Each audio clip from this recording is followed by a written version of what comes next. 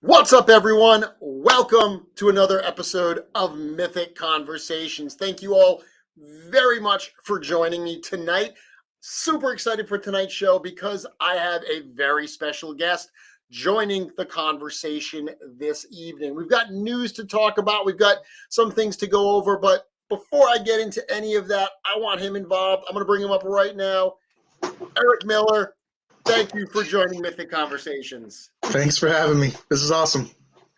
So I just alluded to the fact that a lot of news to talk about. Number one, first thing I'm going to address, yes, there's no all-in on the Mythic Legions reinforcements wave. I know there is some confusion there. There's a lot of people asking about it. We're going to talk about reinforcements in a few minutes, but I already saw some people hitting me up in the comments asking for that.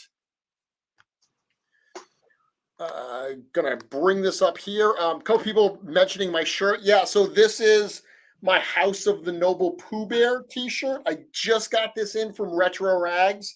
Retro Rags is obviously the official apparel provider for Four Horsemen Studios. They're doing this cool fan art line, and they started with this fun little design here. If you want to grab this, I've got the link right there. RetroRagsLimited.com/NoblePoo. That'll get you right to this shirt. So if you dig it, go buy it. Let's see. Just checking out these comments. They're asking, who has a better beard, Eric Miller or Sean Strupp? What do you think, Eric? Definitely Sean. That's a tough one. That's yeah. a tough one. Mine's not normally this big. I left it. I was going to trim it at Christmas time, and my wife said, "No, it's festive. Keep it." So I just haven't gotten rid of it yet. I love that. That's awesome. So we've got a lot to talk about tonight, Eric. I'm super excited to have you on, fellow customizer. We're going to talk some shop tonight. But first things first, obviously, this coming Saturday, the Mythic Legions reinforcements wave. Before the show, you and I were kind of backstage chatting a little bit. And, you were mentioning that they've been teasing this line in one form or another for years now, right? Yeah, it's been a long time. And I do remember those first conversations of like Corn Boy being on, an interview or something and talking about always in stock Legion builders. And like me, you were like, nope. Yep. Yeah, I absolutely knew that wasn't going to happen, But I'm down with them trying. I mean, I said for a while, I think the idea is not always in stock because unless you're creating to demand, you can turn stuff around super quickly. You can't have stuff that's always in stock. So I knew right from the beginning that was not a reality. The idea behind reinforcements is, of course, that they come with some frequency. So it's not like, once these are done, you'll never see them again. The studio knows the desire for Legion builder type figures. Who knows what the future will hold? A lot of people this afternoon, if you caught the live stream with Chris and George and myself, were asking when the next one's going to be. None of that's been decided, but what has been decided is this Saturday. So I got to ask you, Eric, are you planning out your order? Have you thought about what you're going to grab, hopefully, from this Saturday sale? For sure. Yeah. My order's not huge, but I wanted to get more, and I put it on. Like I told you backstage, I put what I was thinking on paper, and it just did not work out. There's way too much stuff I wanted, but I'm hoping to grab a good bit. I did see you actually on the live stream earlier today. Did I see you saying that the bronze dwarf is actually one that you still need? You don't even have one? Yep. Yeah, Yeah, there's like 4 or 5 figures that I still need, and he's one of them. So I'm excited to get him. he's a great figure. Mhm. It's funny. I realized a short time ago, I was looking at the reinforcements wave, and I realized that other than I think the barbarian and there was one more. I can't even think of which one it is. Oh, the Templar, the barbarian and Templar. Those are the only two I actually have in my collection right now. Oh, really? I've got goodness, I've got more goblins than I know what to do with, but I don't have any intact, untouched Goblin Legion builders or any of the Yeah. other because I pulled them apart and used them for customs. I try to keep one of every character like stock, and after that, I just pull them all apart. So Well, I do too, but sometimes you get an idea and you're just like, oh, that base body would be great. And I'm always like, I can replace it at some point. I know I can find another one of those down the road. Mhm. Um, Bronze Dwarf was actually the one that I kept intact for the longest amount of time. And then actually, I customized my last Bronze Dwarf right before LegionsCon last year. I did, uh, I know you're a Turtles fan, obviously. Yeah. And we'll talk about that in a bit. I wanted to do kind of a little tribute to the Last Ronin that comic series they're doing now. So with my turtle kind of parts, my Akupara, I did the last Akupara. And I really wanted to use because the Last Ronin is dressed all in black. I used the Bronze Dwarf, but I only did it because I knew there were more coming. Yeah, for sure. So I am trying to keep up with the comments, but as I tend to do on shows where I interview someone, I get very roped up in the conversation with my guest, and I tend to not get to a lot of the questions. So bear with me. I'm not a Yeah, professional interviewer. I just like to have a conversation with someone that I enjoy speaking with. for sure. Yeah, I'm excited for the order. I'm not gonna go crazy, but like I said, I wanna get at least one of everything to restock. I've actually got some fun little projects, some things for the show that I'd like to do with some. So I'm pretty pumped about it. Yeah. I need more Templars. For a while, I was using them all the time for customs. They were on Big Bad Toy Store. I could go get them whenever I wanted, and then they were gone. And then the price skyrocketed. So I need cheap Templars again. Do you keep them as like the ones you've used? Do you use them as Templars, or are you repainting the tunics and everything to use them elsewhere? Yeah, no, I'm repainting them and doing them for things. But I really like that cloth Yeah, me torso too. and tabard set.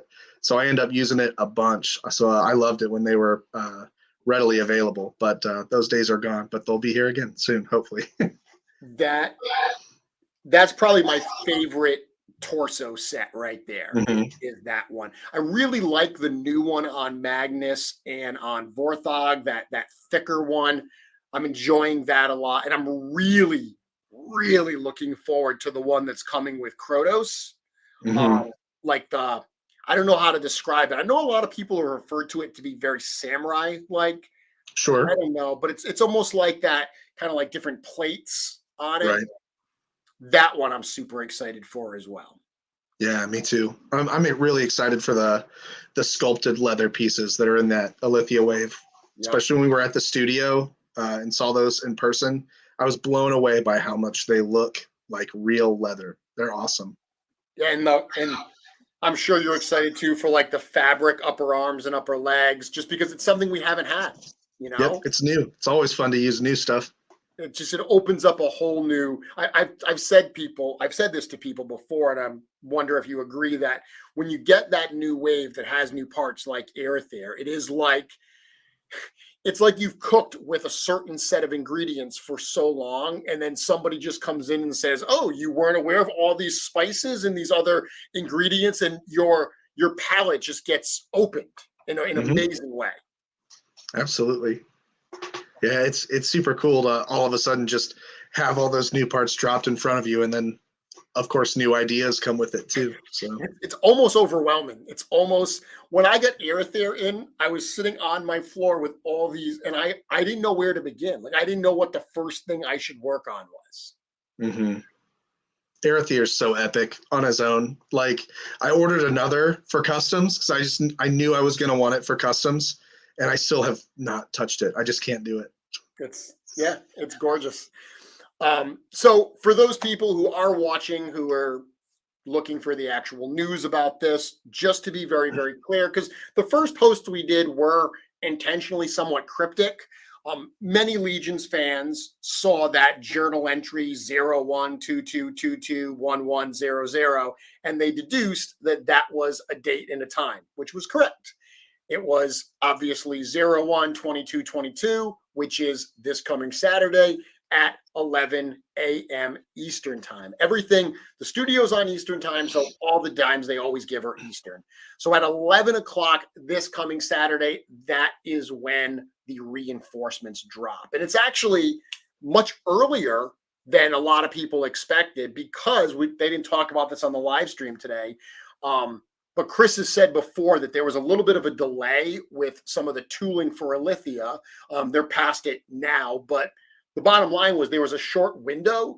So Chris moved some stuff around, and reinforcements, because it was no new tooling, ended up getting pushed up a little bit. So now we get them right here at the start of January. I'm super excited. I can't believe it's actually happening. They've just been talking about it for so long. So the limit is 12 per person, 12 of each figure. So you can order, if you want 12 Black Knights, 12 Skeletons, 12 Goblins, whatever, you can order 12 of any of the characters for the first 24 hours. So after 11 o'clock on Sunday, anything that happens to remain, then it's a free-for-all. We'll see. It's going to be great. So that's the big news. Moving on a little bit. A lot of cool stuff happening right now. I talked a lot last week about LegionsCon 2022, and you were at LegionsCon 2021. I actually saw someone earlier mention your, exhibit at LegionsCon blew people away. Someone here is saying that Eric is their favorite customizer. He's like Magnus with a paintbrush. Thanks. So, I'm not sure what that means, but thank you. Take it. So I need to tell you something, and it might make you uncomfortable a little bit right now. But your display at LegionsCon really, really got me going. It got me inspired, man. There were a couple exhibits at LegionsCon that I just was like, it made me excited to get back home and get back to my workstation and start working.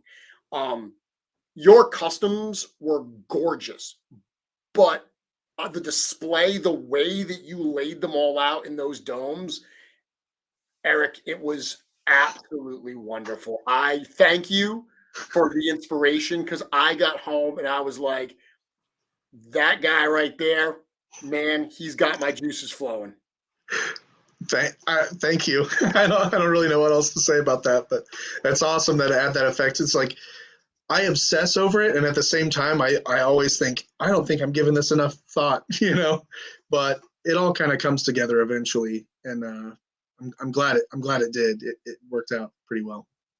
Well, I'll tell you, it made me rethink my display for 2022, because one of the things I realized, so my display, I had a bunch of my cases that I had stuff on display, and then, they were up on risers. And then I had in front of it, I had, one of those head racks that everybody has with the head they were selling. And what your table, because you weren't selling anything, you were just there exhibiting. And it made me realize that trying to do both, and there were other people there that did both effectively, but I really do feel like doing one or the other, you're going to be better than trying to do them both. And your display, and you were right on the side of Rich, right? Yeah. You and Rich were like a 1-2 punch over there, where just a combination of great work and really well presented. So it made me realize that 2022, the Mythic Customs table is all exhibit. Anything that I'm going to sell is going to be over at Legion Shop. I'm only exhibiting, and I'm bringing it this year because you inspired me. Well, I appreciate that, man. And I've been thinking about how to do it too, because I feel like I let some people down by not selling things. Oh yeah, well, Some people were kind of disappointed, but you know, I thought about it, I was like, I really want to sell this year on top of displaying, but then I might have to sacrifice the display, and I just don't know if it'll be as seamless. So I'll have to put some thought into it. yeah, there's definitely a way to do it. And it's funny because I heard that from a number of people. George actually from Four Horsemen Studios. This was his first time really in that environment, and he was baffled. He was walking around and he was like, I don't understand this place, this show. And I said, what do you mean? And he said, there are all these people with just gorgeous products and they're not selling it. Like they're just here. And I said to him, I said, this LegionsCon is part art exhibit, part toy show. And you know, he was blown away. He's like, I can't believe how much great work is here that's not for sale. And I can't believe that there is not just, you know, excuse me, I'm gonna use a bad word, everybody. So earmuffs. He said, I can't believe there's not an asshole in the building. Everyone here is so cool. And it was like, yeah, that's this community. Um, so I definitely can understand what you're saying, where you might have disappointed some people because they saw your work and they wanted to bring it home. It means too much to me. Like when I make like a full custom, I'm like, I want to keep it, man. I don't want. It's people could name their price, and I think I'd still just be like, no, I don't think so. I It's want it. hard. I had a couple people ask for a few specific pieces at Legions Con, and you know what's funny, and I wonder with you is I look at them and there are some customs that I'm like, okay, I'm not going to sell that because trying to redo it, the number of pieces on it, I get asked to sell my Voodoo Queen all the time. Yeah, And that's sweet. but like the head alone is like 4 different figures. I'm like, I'm not going to recreate that. But there are times where people want something that I look at it, I'm like, I could make another one of those, but I'm always afraid I'm not going to do it as good. Like Yeah. there's magic in that first one, isn't there? Oh yeah, absolutely. It's you know, and like a lot of people know me from those like Ninja Turtle orcs that I did. They're really simple. Like I really didn't work that hard on them. But if I were to sell them or whatever, it's like I know they're just going to be missing something if I do it again. And then the other reality is I'm probably just not going to find the time to do them again. So yeah, I want to keep them. So what you need to do, the answer is those pieces that people really really want, you don't sell that one. You plan for 2022, you make second versions of them. And if the new versions, if you've learned stuff since then and the second versions are even better, you like them even more, you keep those and sell the first ones. If there really is something magic in those first ones, you sell the second ones. It's literally win-win. For sure. Yeah, I gotta do something like that. I want to. I like the idea of people owning the things that I've done, but I hate the idea of getting rid of them. So catch 22. That's absolutely what it is. Absolutely what it is. So you are involved in 2022. You are going to be back at LegionsCon, which I know a lot of people, myself included, are super, super excited for. Yeah, I'm super excited to be there. It was so awesome. I'm not gonna miss it again. I just can't. Well, we're happy to hear that. I can't. It blows my mind that we only announced. I mean, just over a week ago. I was talking about it on last week's show. I mean, the hotel. I believe the block of rooms at the hotel is almost spoken for. It's almost gone. As of yesterday, there was only a couple left. We're trying to get the hotel to give us more discounted rooms.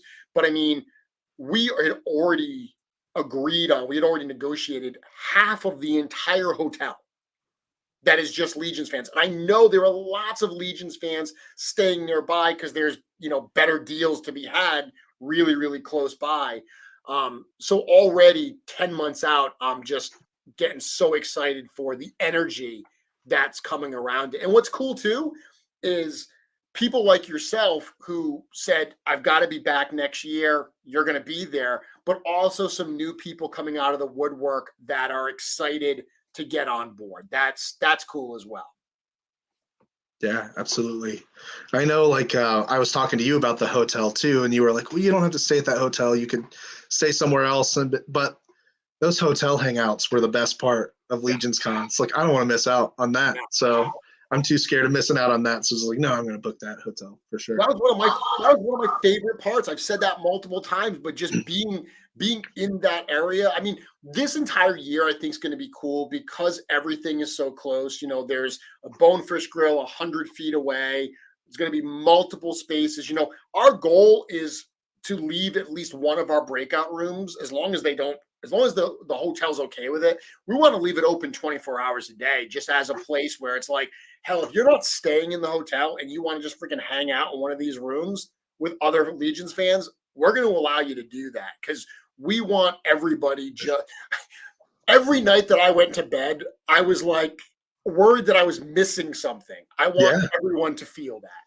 Yeah, for sure. Well, I think it was on one of your shows that you did recently. I was watching, and you were talking about how you were painting in that room that we were all hanging out in, and I wasn't there, and I was like, where was I? I don't know where I was at all. I'm like, how did I miss that? I'm so upset that I wasn't there. That was the night that everyone went to Mother's Ale House. Did you go to Mother's Ale House on Saturday night? Yeah. That, yeah, we were there 2 nights in a row. Yeah, so we went to Mother's Ale House, but we left before everybody else did, and a handful of us came back to the hotel. So I think it was between that point where we had come back before everyone else, because after that, other people kind of started pouring in. So we're going to do that again this year, though. We're going to have some fun there. I don't feel as bad now, because I don't know if I would have wanted to have given up the hangout at the restaurant. So yeah, and I did go there for a little while, and that was a lot of fun too. Yeah. So let's talk shop for a little bit. So okay. People are talking about your work. You have been into Mythic Legions and into Four Horsemen Studios since the very, very beginning, correct? Yeah. Yep. I've been in it since right when Scarabus was releasing.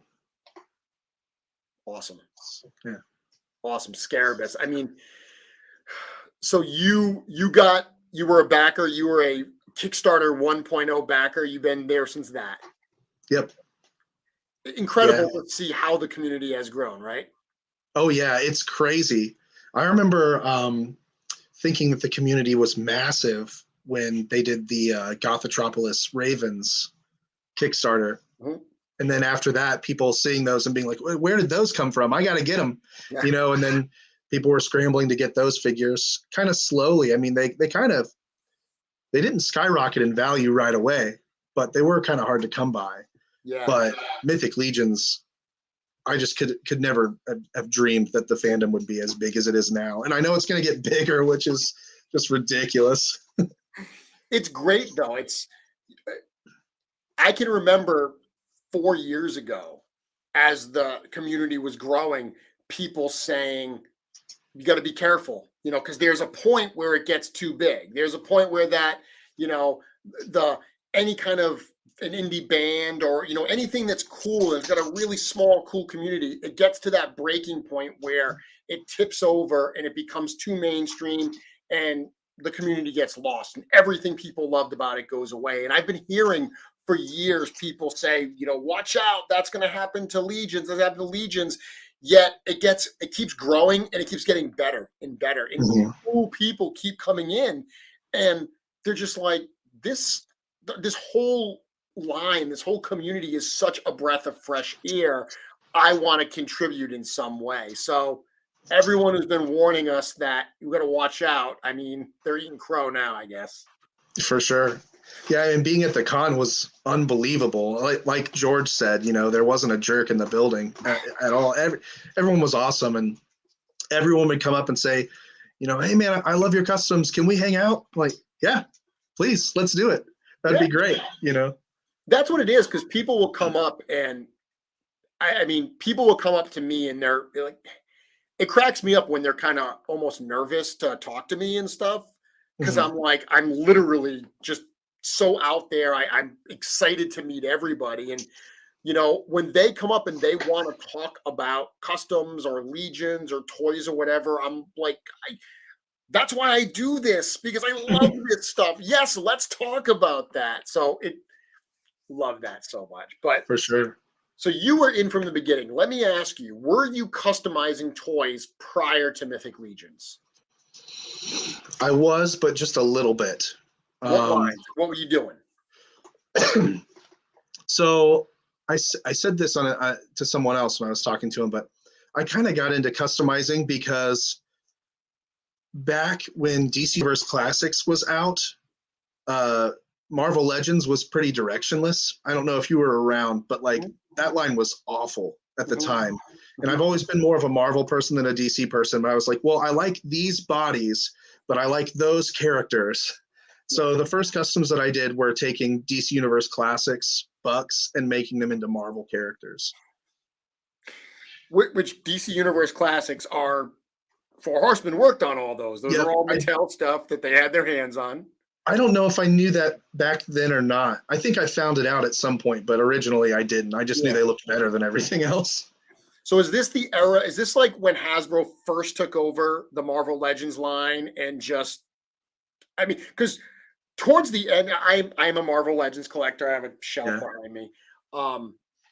Because towards the end of the Toy Biz run, Toy Biz was doing good. Like there was some cool stuff coming out from Toy Biz.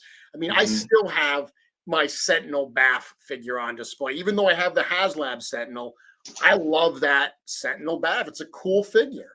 And I remember that time as well where Hasbro took over, and it was just like, what is going on? So, all right, so you were customizing then. So when you got into Mythic Legions and you saw the line, you were already collecting Horsemen. You had the Gothotropolis figures. When you got into that first Kickstarter, were you thinking about customizing, or were you just like, these are cool toys, I want them? No, back then I was more just a fan of action figures in general, and I only customized if I had to. Like, I felt like with the DC stuff, it's like I've got to make a version of this character that looks passable. So it was more out of necessity. I wanted a good version of it on my shelf. But with Four Horsemen stuff, with the in-house stuff, I've never felt a need. I always loved them so much. So yeah, when I was first ordering them, it didn't really cross my mind. Like I wasn't brainstorming customs or anything. It's funny that you say that because you're right.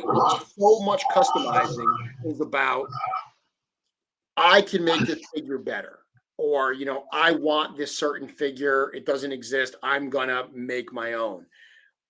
Legions are a line, and I've had people say, like, oh, as a customizer, you think I can make this better. And I'm like, no, I never think that with Legions. I think I can make this different. You said a little while ago, you try to keep one stock figure of everything. I do as well. I love the figures as is. My customizing passion is not because I think I can improve upon what they've done. It's like, well, they've given me an amazing figure along with the tools to make all these other cool ideas that I have. That's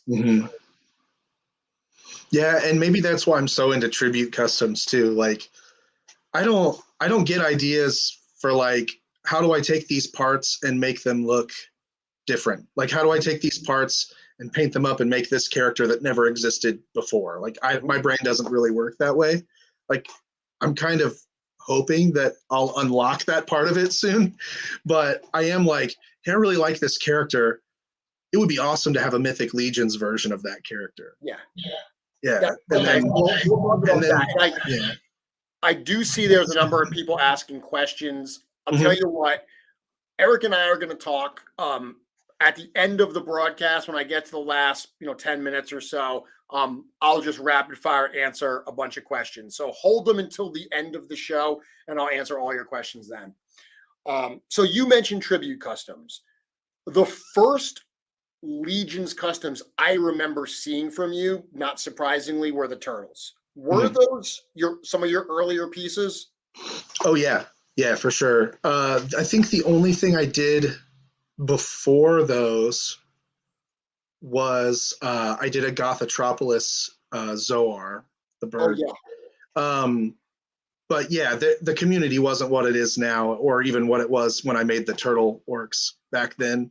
So you posted it, and people were like, "Oh, cool, yep," and then like they forget about it 5 minutes later. But the turtles were when I saw that orc solicited in the Coliseum wave, like when I was putting in that pre-order, I was like, I want to make turtles out of this. So, So, moment of truth. I remember when you posted that, Cornboy reposting it and loving it. Was that like a moment for you when Cornboy liked your picture? It was like, look how awesome these are. absolutely. Like that was I was telling people like it's like and this is probably a terrible analogy and I should stop using it, but um like say you're like really into basketball and like you played this awesome game and then you find out later that Michael Jordan was there and he walks up to you and he's like, you did a great job today. Like that's how I felt. Um, Seeing that Cornboy saw it and that he loved it, I had one of those like I could die happy right now Yeah, kind of moments. It Eric, was awesome. I am with you because I remember the first custom I got them to recognize, and it was super simple. It was a Black Knight Legion builder that I took the red, tunic piece we were talking about. We like those tunic pieces. The red tunic piece from a scapular.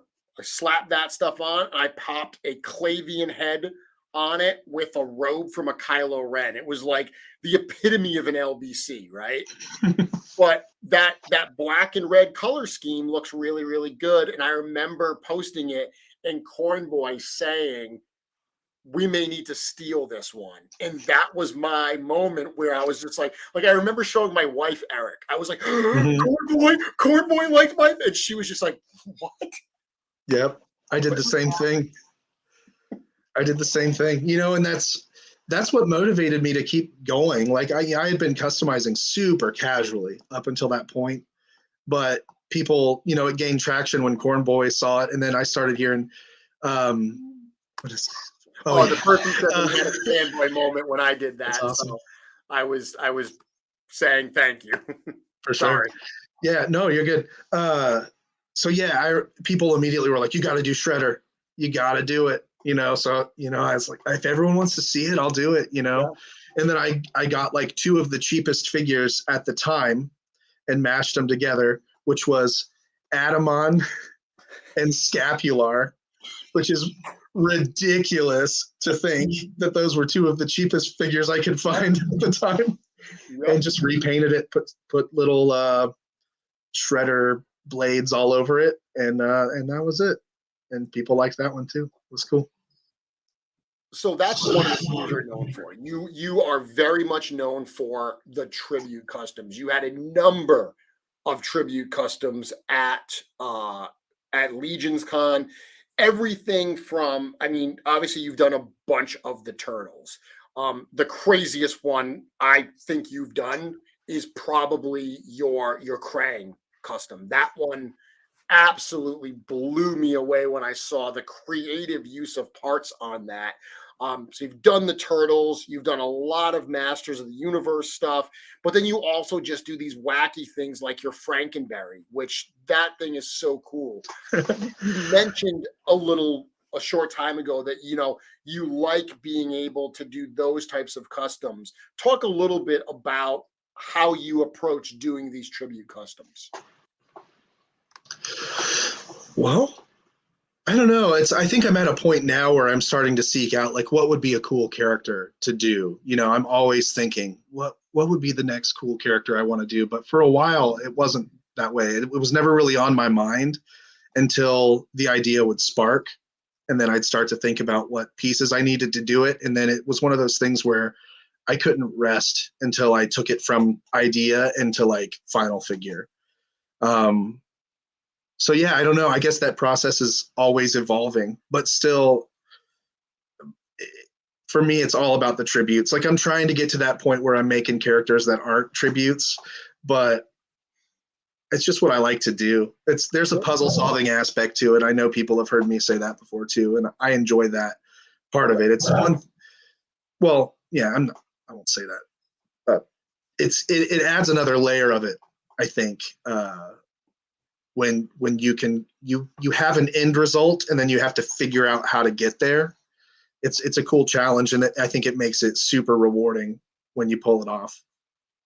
I agree completely. I mean, the being able to create something that lives within the realm of mythos that looks like, a Legion's aesthetic, but that is immediately or recognizable as another character. I Mm-hmm. find that very enjoyable. I've done plenty of tributes myself. Let me ask you this, because I know that I've done tribute figures that I didn't even want to own. I've done tribute figures for characters I don't really care about, only because I see a part and I'm like, wow, that would be perfect on that tribute figure. That would be perfect to make this character. And then, like you just said, I can't stop thinking about it, and it's like I have to scratch that itch. Mm-hmm. The tributes you make, are you very much focused on these are characters I want for my display? I want a Mythic Legions version of Tongue Lasher or Frankenberry. Tongue Lasher for sure.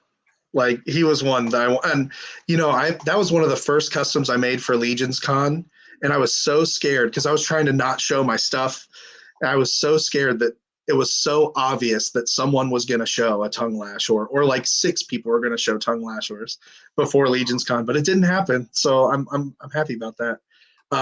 Frankenberry, I think, is one of those ones where it's like I don't know if I cared to have a Frankenberry figure, but and I don't even remember when the idea came to me, but once I had the idea, I just knew I had to do it. I was originally was just going to do the head, but I painted the head, and then I was like, no, I want to do a whole figure.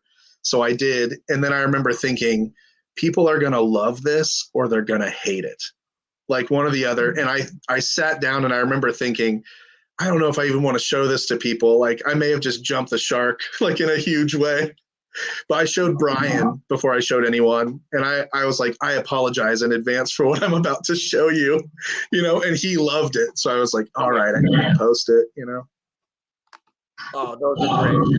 And I'm not, by the way, everyone, what I'm looking at right here, this is Eric's Instagram page. So his Instagram is EM_custom parts. You can find him on Instagram. Tons of cool work if you want to see more of what we're kind of talking about tonight. So after you did Frankenberry, I assume everybody told you need to do the rest of the cereal gang. Yeah. Yep. Everyone's like, I need a Coach Ocular. I need a Fruit Brute. Yep. And it's I've got ideas and I want to do them, but I haven't really come up with like the perfect combo for either of those yet. I don't think. Yep. And that's important. You've got to wait for the pieces. That's something that, last week when I was talking about challenges and things I'm trying to focus on this year, waiting for the right time to do things, not rushing ideas out. That's important. And I think with tribute customs, it's really easy to get ahead of yourself because so many of the tributes you do, the minute you do one, there's all these other ancillary characters that you could do as well. You were just talking about people saying, you got to do Shredder, you got to do Shredder. You got to wait for the right time, for the right pieces to do those additions. A good example of that too is like people wanted me to do April for the longest time for the Ninja Turtles, and I was like, it's just going to be like Gwendolyn Heaven's brand or something. Yeah. I'll just call it April. Like I just couldn't think of a creative way to do it. And then one day, I think it was Guillermo, though he swears it wasn't him, said, we'll do April as a barbarian. And then it blew my mind. And I was like, okay, yep, I got it now, and then I did it. But it took, I made her right before LegionsCon. So, I mean, it took like 4 years since I made the Turtles to come up with that. So I'm on your page right now and I'm trying to find Krang. I've got to scroll back a little bit. One thing you've done a lot of is you've painted quite a few of. Also, there you go. Let me Yeah. solo layout you here. I brought Look them at with that. me. I figured that would be one we ended up talking about. So Now you hollowed out the stomach of a Balthar the Tower, correct? hmm Look at that. That is just gorgeous. That is such a fun, smart custom. That's one of those customs that some customs I look at that people do, and I say to myself, I wish I would have done that one first. I did not say that about that custom because the amount of work that clearly went into it, I was like, yeah, that's so far away from LBC. I can't go there. So I didn't want to do it myself. I didn't wish I had done it first, but I saw it and I said, that is genius. Like the creative problem solving to create that figure, genius. So good. thank you. I remember too, like that was one of those ones where I saw that head from Wolf King, and I instantly was like, "That's Krang. We're doing it." And I missed the sale on it, and I remember I texted Lynn, and I was like, "Hey, is there any way I could get this squid head again? You know, that thing is awesome. I missed it." And he's like, "Yeah, I can probably get one to you." And I remember being like, "Okay, one question: is it like solid or is it hollow? Because I'm gonna cut it in half." And then I think he instantly regretted telling me that he'd give me one. He's like, "Wait, what? You're gonna saw it in half?" I'm like, "Just trust me, man. It's gonna be cool," you know. But I'm glad that he sent that to me, and we got it done. Yeah, because I wasn't able to keep that head intact. It's like if I were to take it out, the back of it is like totally mangled or gone Yeah. altogether. So another one you've painted quite a few of that I see, and every time you do one, I'm just like, it's stunning. You have painted probably more Medusa heads than anybody I can imagine. So this is a head that Teal Titan did. How did you get started painting that? And I imagine you did one, and everyone just kept asking you to do them one. That's what happened. I saw the sculpt and I loved it. So I instantly started kind of planning what I wanted to do. But yeah, that's one of those ones where I posted it and then I instantly had a ton of people ask me if I could do one for them. And I feel bad about it, but I've turned a lot of people down on it too because there was just so many people. But I think I've painted 4 or 5 other ones. And there's that like more snake-like variant that I did a couple times too. And I don't even have one of those that's mine. And I wish I did, Yeah. but I did a couple of them for commissions. So it's worth asking.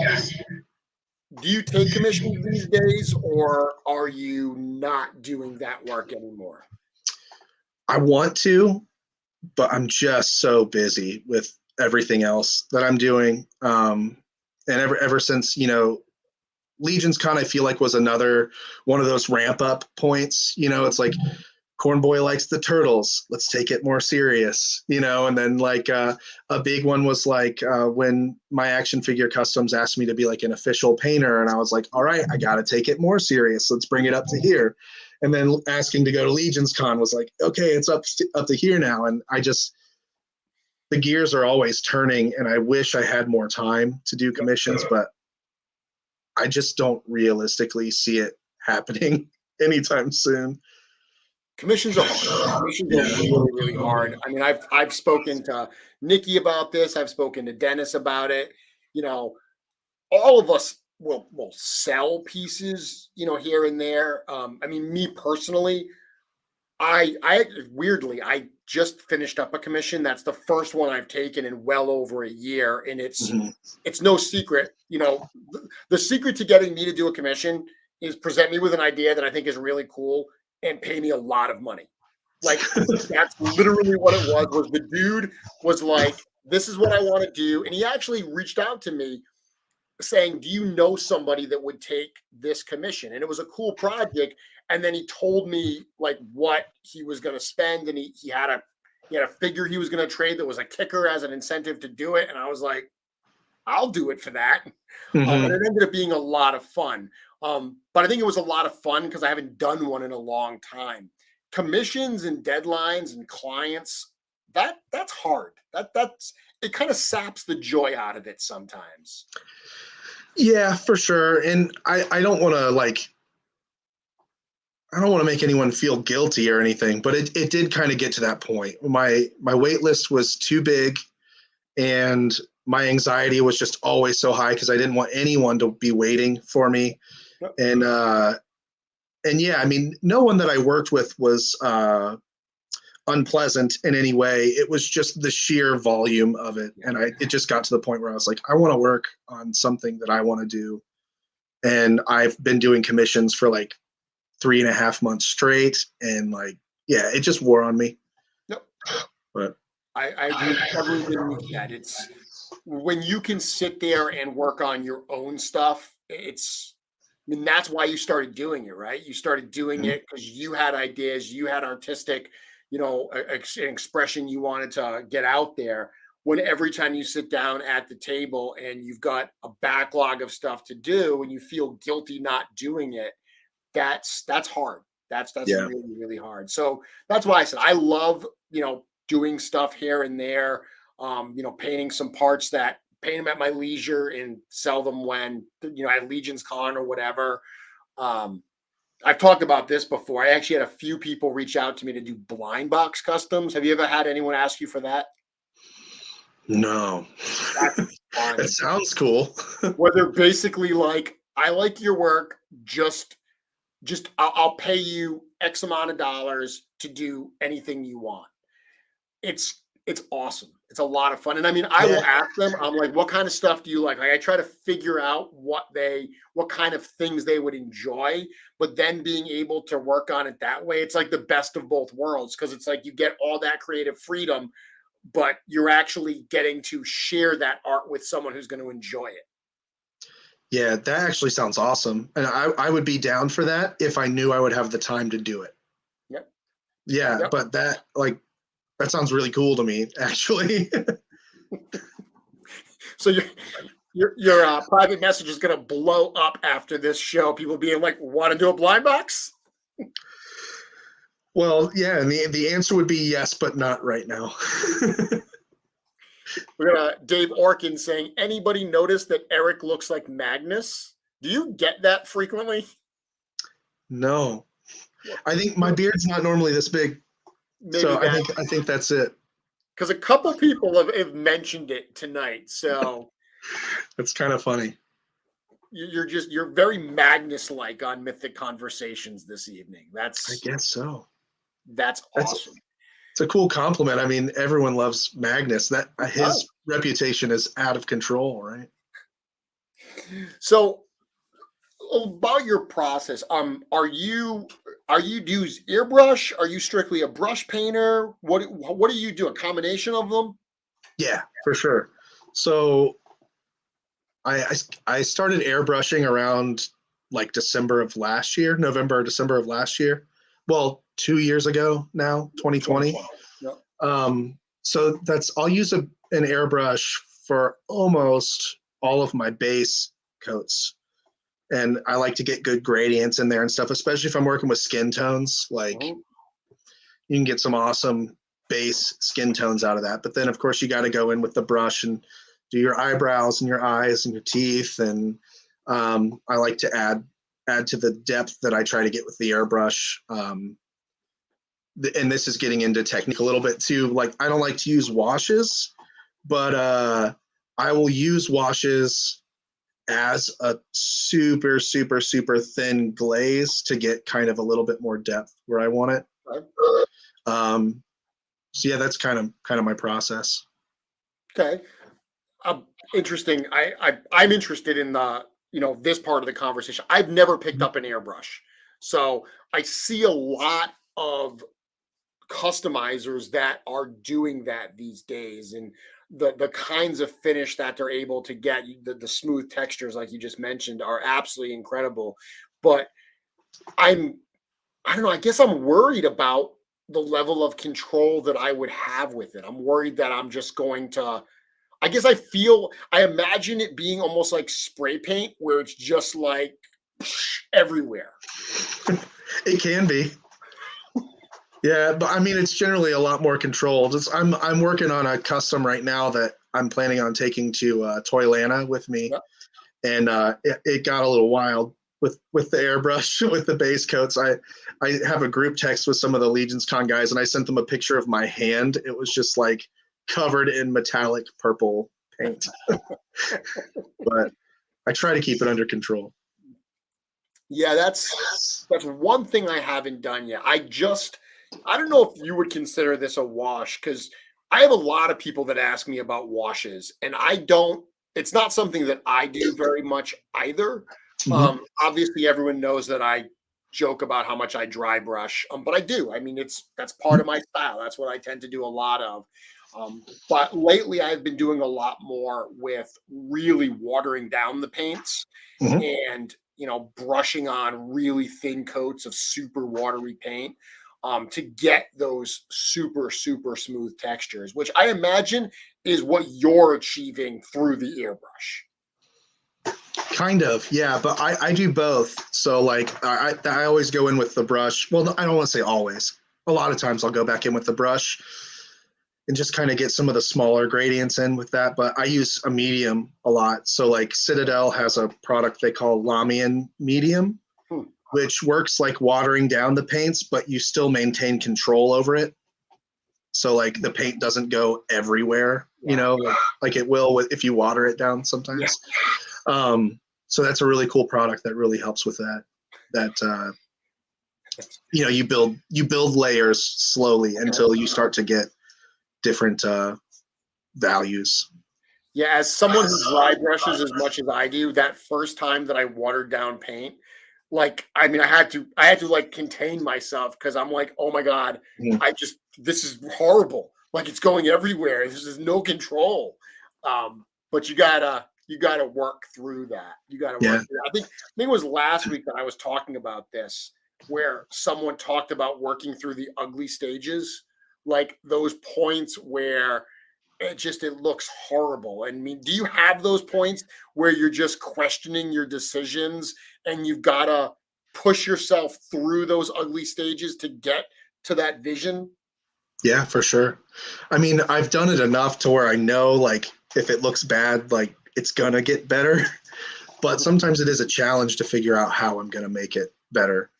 And that's that same custom I was just telling you about. I like finished the whole thing and then I looked back at it and I was like, I hate the trim that I did on it. It just looks awful. And I went back and I redid the trim on every piece of armor, the whole thing. I redid it. It took forever, but it looks way better now. So I'm happy I took the time to do it. Well, I think that's a good point too, because I'm sure you talk to people that, they talk about your work and the level that you've achieved. And I know that when I talk to people, there's this misconception sometimes that people think that we don't like screw up and we don't do things that we dislike and that we don't show. I mean, this is a process. No matter how long you've been doing it, you're going to keep learning and you're going to keep making mistakes. And do you agree with that? Yeah, absolutely. I mean, I'm constantly learning, and that's whenever anyone tells me, like gives me really high praise or whatever, I'm just like, there's so much more that I want to know how to do, and I've told people a lot too, like, when people say like, you really have this process down, I'm like, no, I don't. I'm usually just winging it until it starts to look good, and then I'll run with that as soon as I hit that point. That's But yeah. That's the secret. That's what a lot of people don't realize. When I talk to people about getting started with customizing, it's like the only secret is do the work. Get in Mhm. there, do the work. I mean, it will come in time. Um, Mhm. so you talking about always learning, you not only were at LegionsCon this past year, but you were also at Intern for a Day experience. I have to imagine, being a customizer, being a painter, you must have enjoyed the experience hanging out with Cameron and Sherry for a little while.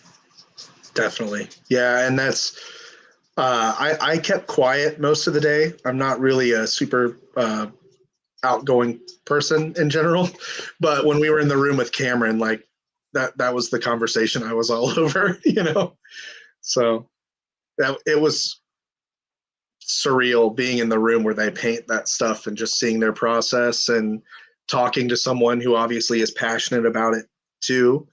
And I even started bouncing some ideas off of Cameron, while we were there, like, so if you were painting this thing and you wanted it to look this way, what would you do? And there were a couple times where he said the exact same thing that I would have done. I would have been like, me too, and it was like, I started to fanboy out, like, that's what I do too. That's awesome. It made me feel like I was doing something right. It's amazing how talented they are and how open and how sharing they are with, anything that you ask them. I had multiple people say that about the intern experience, that everyone was just so welcoming and so open with, their knowledge and their expertise. Mm-hmm. Yeah, and you brought up Sherry too, and like that was probably the highlight of my whole LegionsCon trip, was being at the con and having her come up to my booth totally unsolicited, and she hung out for probably 30 or 40 minutes just going over everything I had done. Just like, I can't believe this person is like asking me questions about how I did. Like, I've admired her work for over a decade at this point, and like that was nuts to me.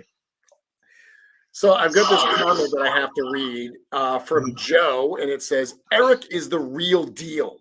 I bumped into him in the Legions lair, boys, in the hotel lobby day one. He was such an earnest and genuine dude that he became like fam, and we were ride or die the whole week. That's 100% true. Joe and I had talked a little bit through like instant messaging and stuff before then, but I feel like we're best friends now. It's the best. I've said this a few times as well. There were a number of people that I knew who they were. I saw their names, in the cabal. I saw the comments. I mean, even people that I've talked about trades or something with, that I never made a super strong connection with. And being at LegionsCon, that whole week there, that whole weekend, I got to make some actual, connections with them, some real memories. And like, dude, I'm genuinely excited to see them again in 2022. Like, I want to see Joe. I want to see these people, because it felt like being around like-minded friends that you had known forever. Yeah, absolutely. I agree.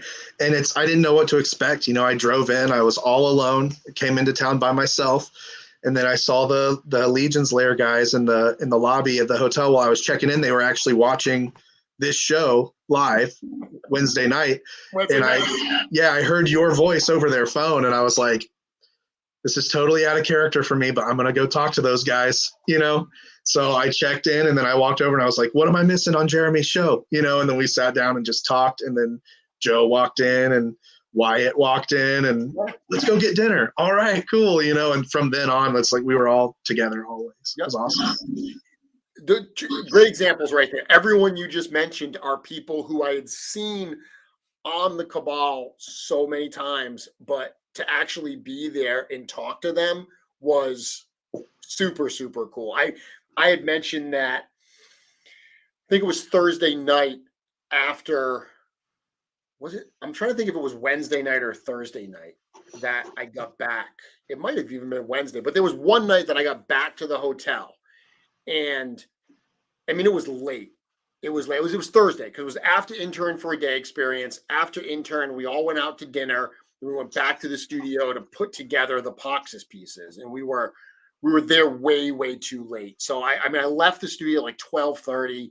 I got back to the Days Inn. It was like 1 a.m. I was absolutely exhausted, and I walk in, and there's a whole group of people that are in that lobby. You were there, weren't you? Yeah. Yeah, you were there. Everyone's there. You, Joe, Wyatt, and I look at my son, and I'm like, I gotta go talk to everybody. Mm-hmm.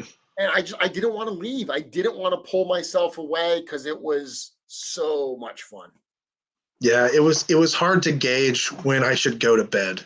Like, I just didn't want to leave hanging out with everyone. It was, that night that you were talking about, and then I think it was earlier that night. My wife is gonna kill me, guys. We're down there hanging out with us, and sorry, my dogs are going crazy. And then hey, stop. It's okay. It's the fallback of the pitfalls of live broadcasts. How embarrassing. Yeah, but anyway, yeah, it's like that night, everyone kept cycling through. Like we were hanging out, a bunch of people, and then a lot of people went to bed, and we were there with the "my wife is gonna kill me" guys, and then they went to bed, and it was like 45 seconds later, you walked in with your son. You're like, we're still hanging out, man, you know. And so I didn't go to bed. I stayed and I hung out, and we got it done. Yeah, as soon as I walk in, and Joe's offering me like shots of something, and I'm like, oh my goodness, I'm never gonna wake up in the morning if I start doing shots with Joe. Sure. No way. Yeah. And the thing is, I went to my hotel room and then like I didn't sleep. You know, it was like the next day was G-Con, and we knew we were gonna go to the studio, and I'm like, I can't sleep. And and then the day after that was ToyCon. ToyCon, yep. And I ran into so many more cool people there. It's like one of the first people I saw was Sean Strupp when I got there. And I ran up to him. I was like, Sean, how's it going, man? And he's like, who are you? I was like, oh, it's Eric Miller. And he's like, oh yeah, Eric Miller. And it was just cool to see everyone. I felt like I was doing that like all day long. And then of course, before LegionsCon, I did not sleep a wink that night. So I may as well just stay in the lobby the whole time. I've got Joe Vassapolo that is mentioning that Thursday night that we talked about being at the studio. I like when I tell the story, I like to say like, yeah, we did G-Con, and then we did intern for a day, and then we went out to eat, and we came back, and we got stuff ready for the Poxus wave. When I say we got stuff ready, what I mean is Joe got stuff ready. Joe got stuff ready, and the rest of us sat around the table eating snacks and laughing. Joe was a workhorse, but Joe slept at the studio that night, which was funny because I went back to the Days Inn, saw you guys, went to bed. I only got like 4 hours of sleep, and then I was awake and I was just ready to go. And I went back to the studio, and Joe was still there. He was up. He took a shower in the back room, ready to do it all again. Get ready for G-Con. Nate's asking Joe here, can we do a sleepover this year? That's right. There's a big open area, right? We just put a bunch of sleeping bags out right in the main area there. I'm down. Nice and cozy. Sounds like a good time. It will be a good time. So what do you got going on right now? Anything? I know you mentioned a few things that you're doing for Toyland. Any fun stuff that you're working on that you're excited about?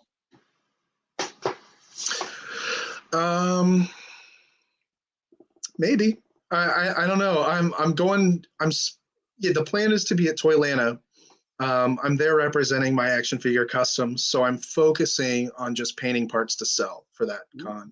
I don't know if I'm even going to take anything to display. It's just going to be stuff to sell, and hang out with people and meet more people and just have fun. So I'm not really working on anything big. I have 2 customs pretty much done, like full customs I'm going to take to sell. I would like to do one more, though I'm kind of out of ideas on exactly what to do there. But then I have a bunch of parts I'm going to try to paint and take down to sell. After that, I had a couple customs that I wanted to get to before Christmas that didn't happen. So I might be doing some Christmas customs in like April.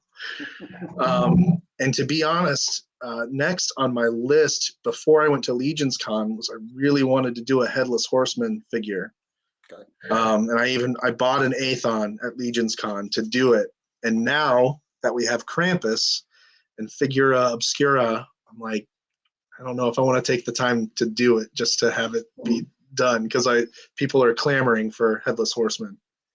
Maybe I'll do it anyway. We'll see. That's always the trick, right? Is you do something and then you invest all this time and love and then the studio does one and you're like, oh, Look at it. That's the way it should have been done. Yeah, we've Yeah. all been there. All been there. I've only ever had that fear whenever I do a Motu Well, yeah, I tribute, mean, you know, because it's likely that they could do whatever you do. But other than that, it's like, well, I know they're not going to do it. I'll do it, you know. But with that one, it's like, man, if they do it, it's going to be awesome. And I'm going to feel like I wasted a lot of time. But fair enough.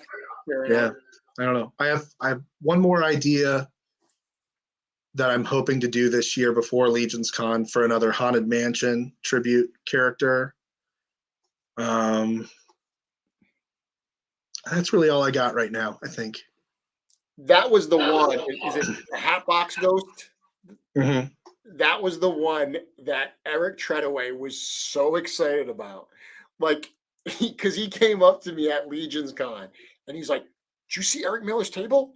It's great stuff over there." And everyone was talking about, Tongue Lasher and Frankenberry was a super popular one. I mean, it was right in front. It had all the Frankenberry boxes, but Mm-hmm. he liked Frankenberry because he's into all that food stuff.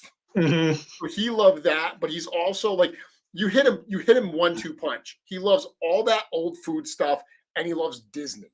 So you hit him with those two, and he was like, he had the Hatbox Ghost. He's so excited about it. It was I so thought no one would know what that was. Like I was like, this is a deep cut. I don't think anyone's really good. Like they might think it looks cool, but they won't know what it is.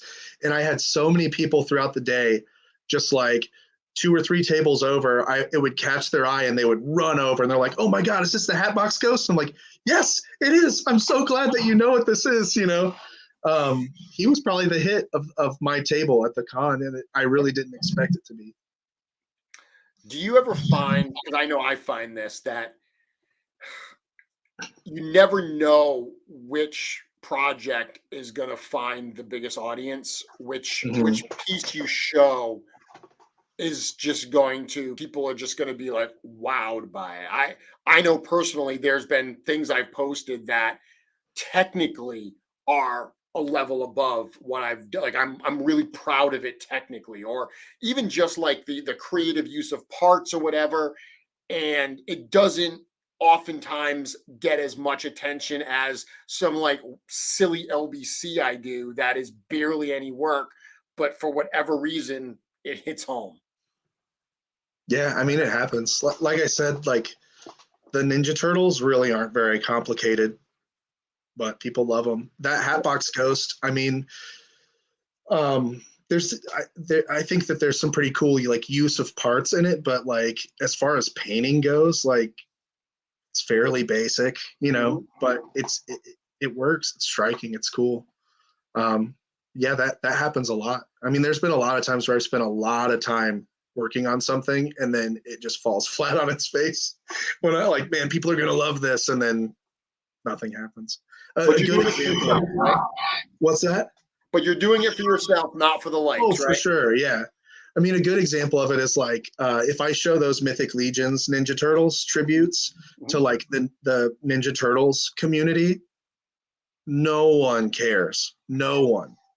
They're like, why? I don't get it. Why did you do this? You know, and you show it in the Mythic Legions, like in the Cabal, and everyone's like, oh my gosh, this is amazing. You know, so it's cool. You get it from different groups of people for sure. But, So you are clearly known for your painting skills. I mean, I think that different customizers in this community have things they're probably most known for. You definitely, your painting, people love it. So I would be remiss if I did not ask you for. I mean, I have a lot of viewers that watch my show, and this is many times part of their first introduction to Mythic Legions and to Mythic Legions customizing. So, kind of a painting masterclass for a few minutes here.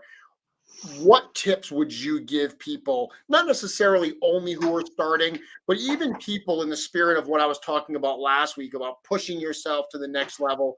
What tips would you give people to elevate their painting game? I don't know how specific I would get there, but the one thing I always tell people is don't look at other people's work and try to do better than them or like set that as a goal. Like I always tell people like the only person you need to be better than is like who you were yesterday. Like, I know that's like super cheesy, but it's true, you know, like, and that's how I've gotten to where I am. And I still feel like, you know, like, I feel like I'm at like 25% now or something, just to throw out a number. You know, it's like there's still so much more that I want to do that I don't know.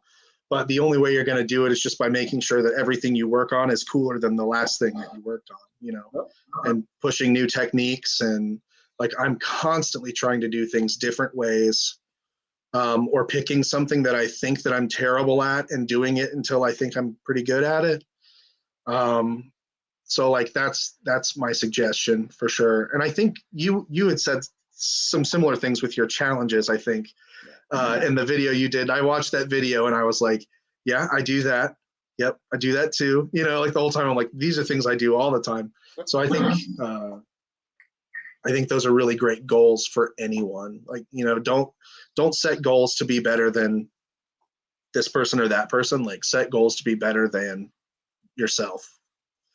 Love it. Second thing too is like, before I got my airbrush and before I started using medium and painting in that way too, which we obviously went over earlier, I did a ton of dry brushing too. Like, that was it. You know, dry brushing is very simple to get into, but it's also a skill that can be mastered. It's not always just putting paint on something haphazardly. Mm-hmm. Like, there's a skill to doing it with precision, and to varying depths and degrees, to build value and stuff. Like, mastering dry brushing is a huge step, I think. Absolutely. And then, yeah, the next thing would be, once you do that, get into using a medium, you know, water down your paints a little bit, work on that. I know there's a head sculpt that I did, which is a big deal to me. I don't know if it was a big deal to anyone else, but it was my action figure customs Goblin that I painted. I wanted to make it look like he had like just gotten beat up. So he like had a black eye, and I gave him like a swollen lip or whatever. And that was the first sculpt that I did that I used a medium on and built layers that way. So that piece means a lot to me. Other than that, I mean, I think I just go back to the first thing I said, like, try to always be learning new things and to be better than what you were before, for sure. And I have to say too, Jeremy, like, with your challenges and with a lot of the stuff you've been showing in the Cabal, like, you have upped your game considerably in a very short amount of time. Like, it's very, very noticeable. So just wanted to let you know you're doing an awesome job too. Thank you very much. I do appreciate you saying that. I mean, I can do that stuff. Part of what I do is I want to inspire people. My greatest joys come from introducing this to other people. And you know, some of the stuff that I say sometimes are specifically to get people over that barrier of being afraid to start doing this. The amount of people I've heard say, like, oh, I would love to get started, but I'm afraid to mess up. And it's like, if you can just push past that fear and you realize that there's a handful of very simple skills that you can get started with, you can start doing some cool stuff and building on those skills and building on those skills. So yeah, but I do appreciate that. I have been pushing myself lately to do things that are a little more complex for myself. But I want to show this here because you just mentioned, I believe this is the character you were talking about. Is that him? Yep. Yeah, that's awesome. Yeah, that's the first figure where I stepped out of the dry brushing comfort zone and started thinning my paints and painting with layers, and really trying to get those smooth gradients, like in the black eye and stuff, and on the lips. Because you know, if you don't thin your paints, the colors are just very stark against one another, and you don't get that smooth feel. So I felt really proud of that one after I did it. That it looks great. It's absolutely great.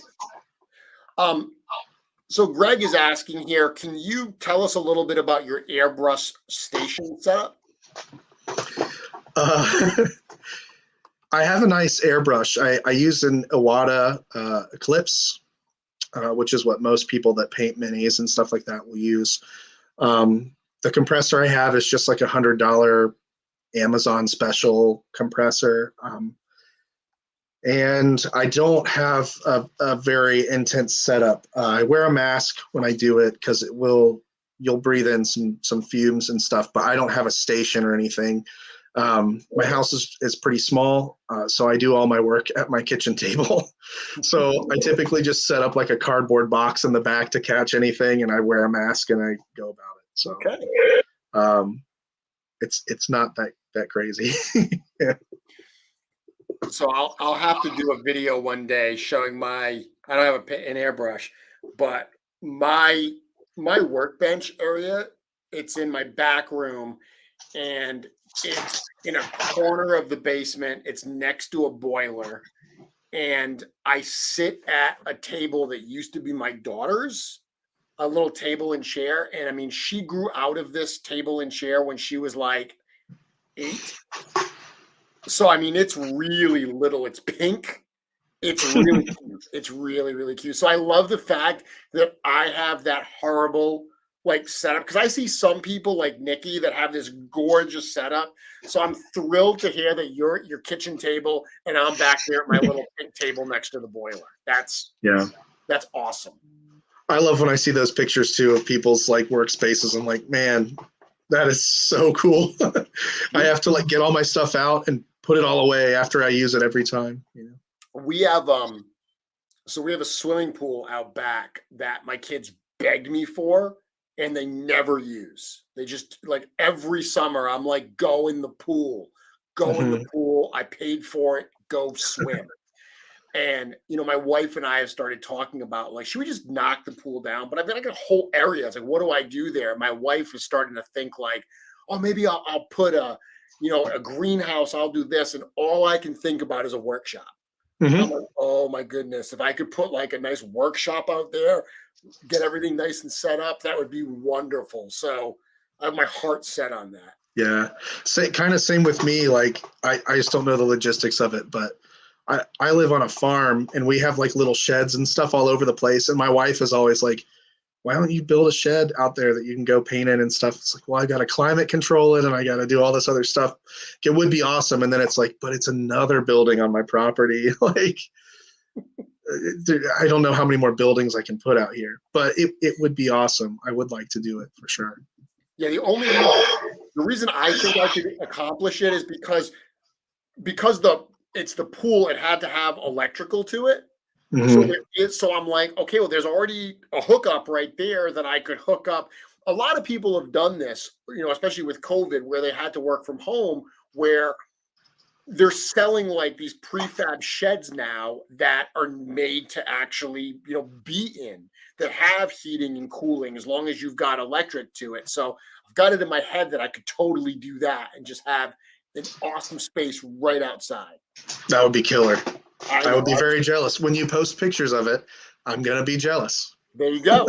There you go. Eric, it was absolutely wonderful to talk to you this evening. I did say that I would answer some lightning round questions, and you can certainly stick around for that. Sure. Is there anything else before I do that you want to talk about? Anything that you're excited about coming down the line or whatever?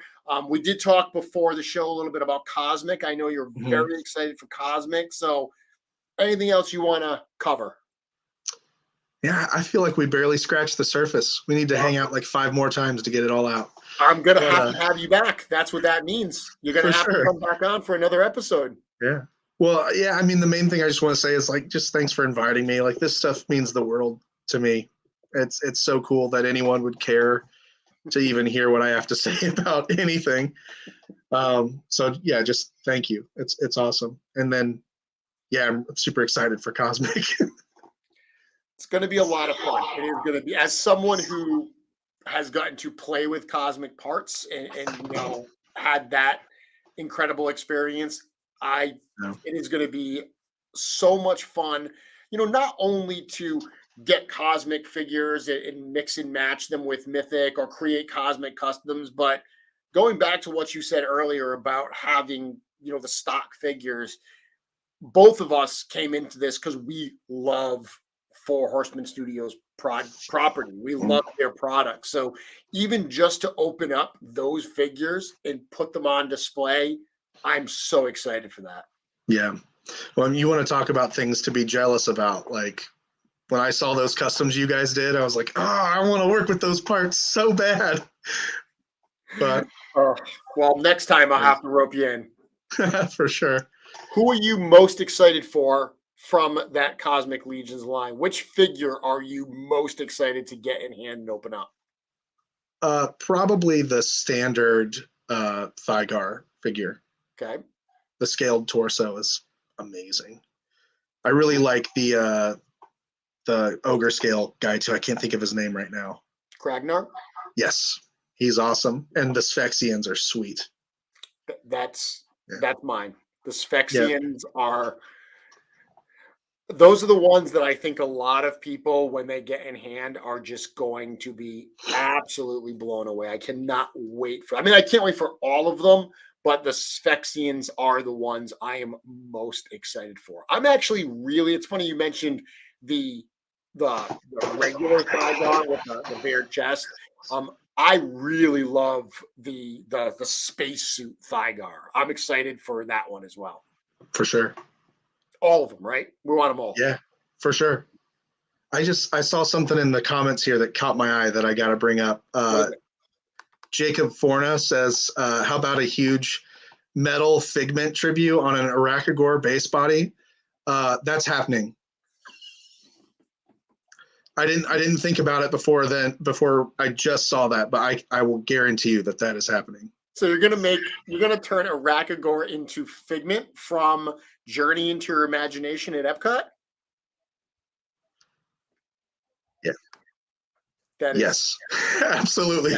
That sounds awesome, and I want to see that, and I want to do it. Well, there you go. Challenge accepted. You heard it here first. Yep. You know that it's going to be a little while before the Proxus Wave ships, but when it does, Eric's going to be working on a Figment. Yep. I'll let you answer questions now. Okay. So I did see a number of people ask questions along the way. After the sale this weekend, will Legion builders be available at other retailers as well? That remains to be seen, but this is not going to be, remember, these are in-stock items. So these are not like pre-orders where once the pre-order is done at Store Horseman, the other retailers open them up immediately. These are in-stock items. They did not order extras to get to the retailers. Will it be offered down the road at retailers? Perhaps, but those are not in production. So these are the ones that are in production right now. So I can't say yes or no whether that will happen. Will there be an all-in on the sale this weekend? There will not be an all-in on the sale. It is just the single figures, limit of 12 of any one character for the first 24 hours. All right. You guys had a lot of questions earlier. Hit me up. I'm here. Greg just replying no all in, answering the question for me, but yes, no all in. And I actually did update that. I saw someone earlier today saying like, oh, you should update the website. And it took me a while to figure out where the heck it was said on the website that there was going to be an all in for $185. And it was in like the original like press release news post for the reinforcements line. So I did update that. Catlin, I don't know about that. I don't know if that's going to be offered yet. They said that that'll be offered some point this year.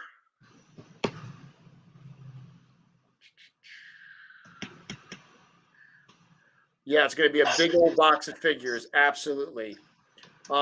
Nothing new on the head pack yet. That hasn't been decided what's going on with that. There's been conversations about a bunch of different things. Let me be very clear. I can't answer questions about what's coming. If it hasn't been announced yet, I can't answer that.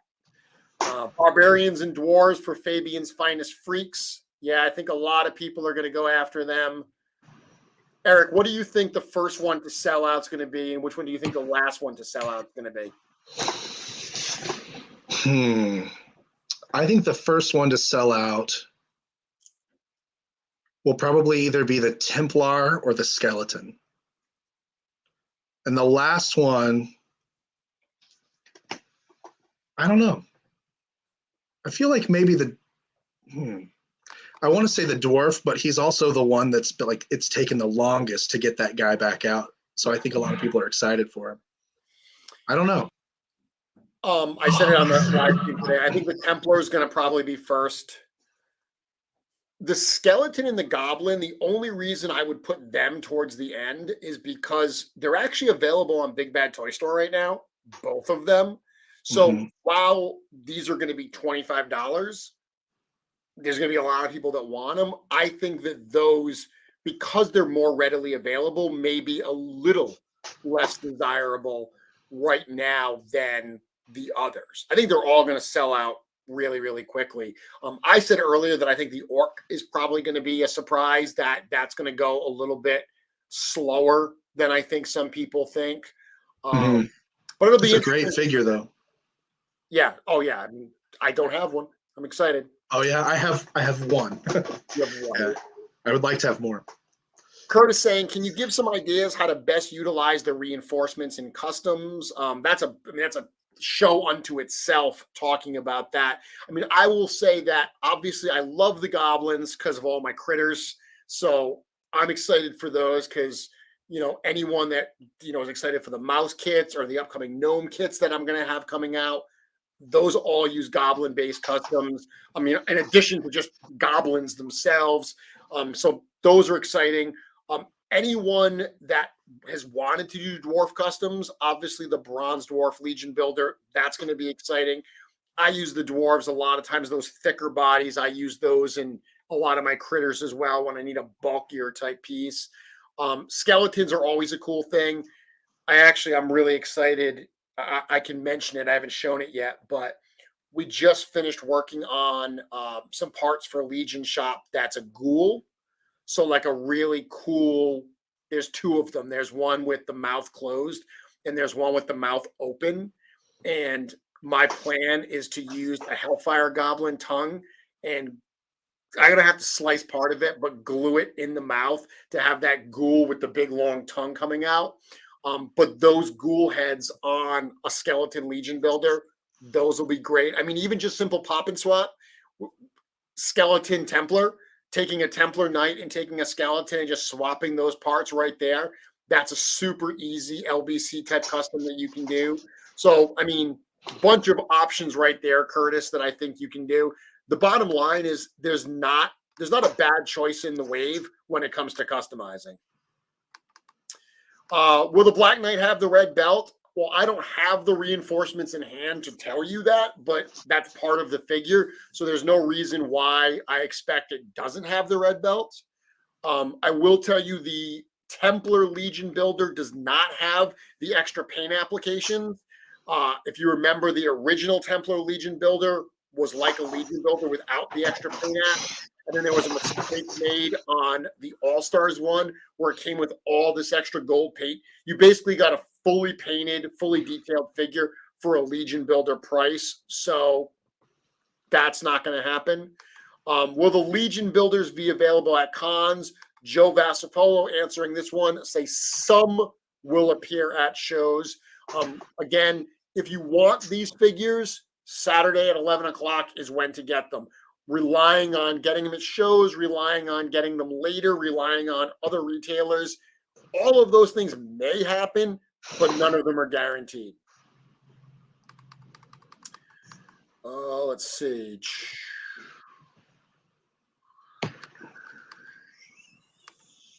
They're asking you, Eric, if you are buying anything this weekend. Question directly for you. Yeah, I want a little bit of everything. I'm mostly excited for Templars, and probably the Orc would be my second that I'm super excited for.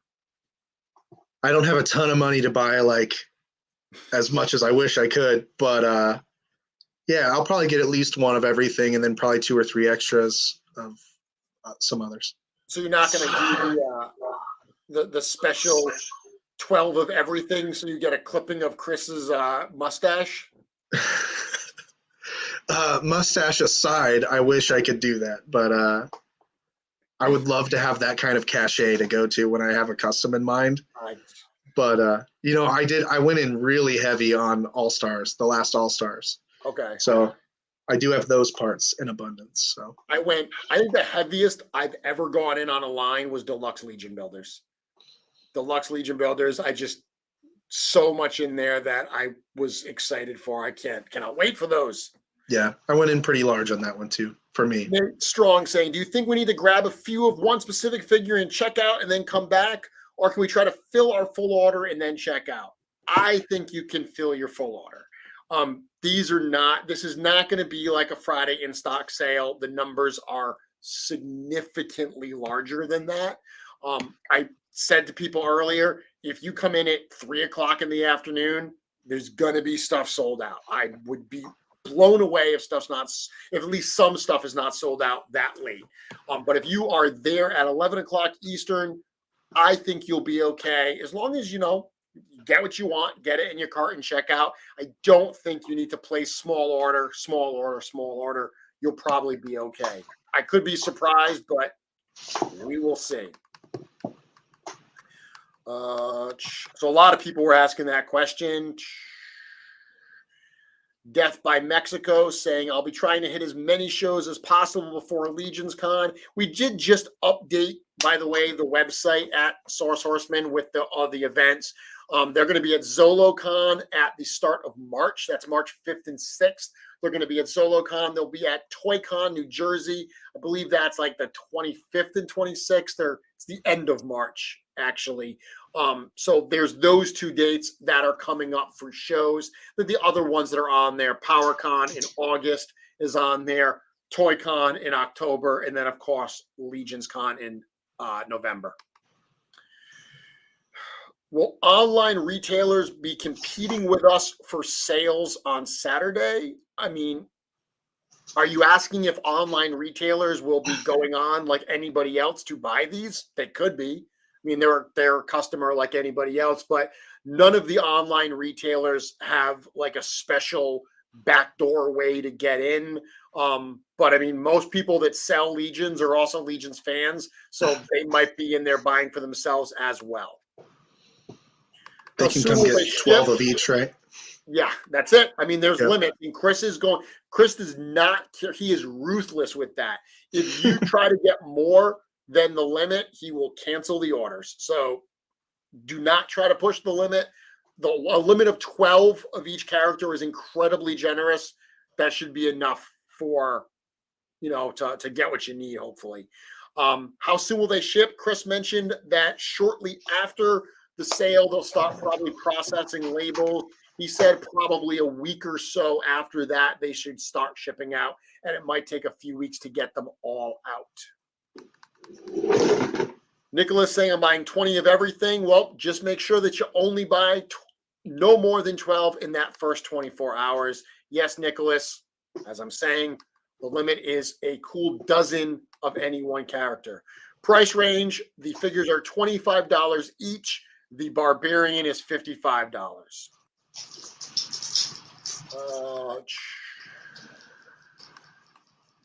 Someone's asking if Barbarian arms can be swapped onto a Dwarf torso. Yep. Yeah, absolutely. Yep. They'll be a little long without the Dwarf forearm piece. But. Yep. But I mean, you could even, if you took the Barbarian body, if you pulled out the upper arms, and the lower arm pieces, pulled off the gauntlets and put on like the bronze dwarf gauntlets and put that on, would totally be fine. Torgon Redfin is a dwarf that's got the bare arms that you would find on the Barbarian, but with those dwarf lower, like the gauntlets, and they're just a little bit smaller than like the ones you find in the Barbarian or the Knights, so it gives it a little bit smaller. The biggest difference with the dwarves are actually more the legs than the arms. The legs are significantly smaller. Will there be more made after they sell out? There might be. That was the original plan, but exactly when, Chris mentioned today on the live stream we did this afternoon. By the way, if you want to check that out, that is on the Four Horsemen Studios YouTube channel. getting these things into production. There's a lot of new stuff coming in 2022. Everyone wants new stuff. We want to get you new stuff. So getting waves of reinforcements produced, that takes away from some of that. So yeah, the plan is to make more of these, but exactly when they will slot in, that remains to be seen. So once again, this Saturday is your best chance to get these right now. Stands will be available as well. I cannot tell you inventory numbers. Is the availability the same for each figure? That I can tell you, and the answer is yes.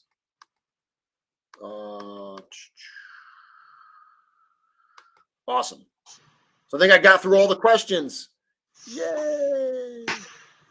The Dwarves, Trolls, and the Goblins, they're pretty close. There's actually an article on Source Horseman about different figure scales for Mythic Legions that literally shows everything but brute scale. Because when I shot the photos and did that article, brute wasn't a thing. So it's got all of those. Is there a difference between the black paints used between the Knights and the Dwarf?